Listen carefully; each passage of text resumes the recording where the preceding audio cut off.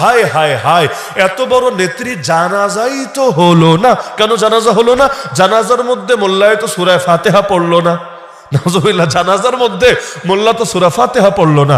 ওই 2 পয়সার এক মৌলবী, ভণ্ড মৌলবী ফতোয়া দিয়ে দিয়েছে যেহেতু পড়লো না সুতরাং জানাজা হয় নাই। তাহলে এত বড় একজন নেত্রীকে জানাজা ছাড়াই দাফন করে দিল। কারণ যেই জানাজা পড়া না পড়া সমান হয় নাই, ওই জানাজার তো কোনো ভ্যালুও নাই। তারেক রহমান সাহেব কিভাবে মেনে নিল যে তার মায়ের জানাজা এরকম একজন ভণ্ডরে দিয়া পড়াইলো? নাউজুবিল্লাহ। অথচ আল্লামা আব্দুল মালিক হাফিজাহুল্লাহ ছাত্র দূরের কথা, তার ছাত্রের ছাত্র হওয়ারও ওইগুলো যোগ্য না।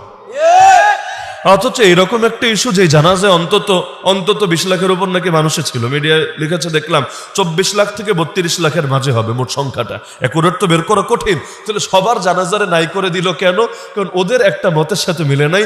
ওদের মত হলো জানাজার নামাজে সূরা ফাতিহা পড়া লাগবে, সূরা ফাতিহা পড়া লাগবে। যেহেতু এখানে সূরা ফাতিহা পড়ে নাই, সানা পাঠ করেছে। সানা যদিও ফাতিহার মধ্যে আল্লাহর প্রশংসা, আলহামদুলিল্লাহি রাব্বিল আলামিন, প্রশংসা কার? আর সুবহানাকাল্লাহুম্মা ওয়া বিহামদিক, ওয়া বিহামদিক, এখানেও প্রশংসা কার?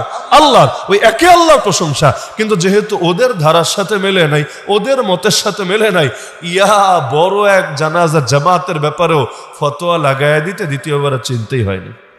কত রকম ফতোয়ার বিজনেস যে চলে, মাশাআল্লাহ, কত রকম ফতোয়ার বিজনেস।